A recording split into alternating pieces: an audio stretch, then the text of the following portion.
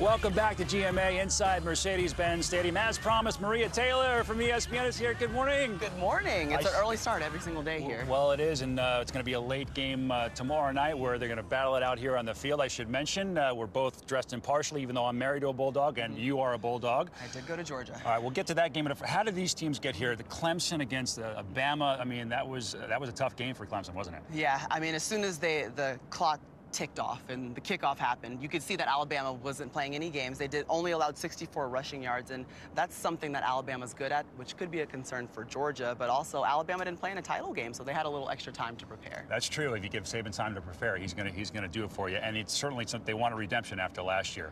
All right, your Bulldogs. What an epic game against the Oklahoma Sooners. Sorry, Katie Dendos, our producer here, who's a Sooner herself. What was the key there? I think, yeah, the biggest key was the true freshman, Jake Fromm, stepping up and holding poise in a time that was very, very, very, very, very exciting. And he just kind of stepped up and made play after play after play. But also, I mean, it was the first overtime game in Rose Bowl history.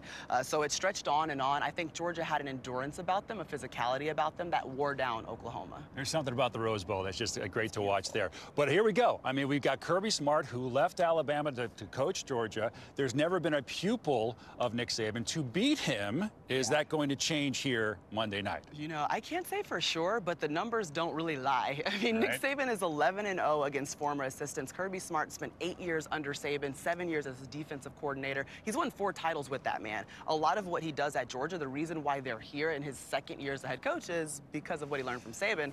I wouldn't be surprised, but I don't bet against Saban. So many storylines here. So even if you're not an SEC fan, this is a global game for sure. And so much attention is focused on the quarterbacks often, but this year, really, that's the way it should be. Absolutely. Jalen Hurts is a sophomore for Alabama, and he was basically one play away. The defense was one play away from winning a national championship a season ago against Clemson. This year, it's Jake Fromm, who's the true freshman for Georgia, leading his team to a national championship. So it's almost like they flip-flopped, but we've seen this story play out before. It'll be interesting to see how Fromm holds his composure in a national championship game. Common theme there is good coaches with a young quarterback. There you go. All right, thanks, Maria. Exciting times here in the ATL. Great to have you with us.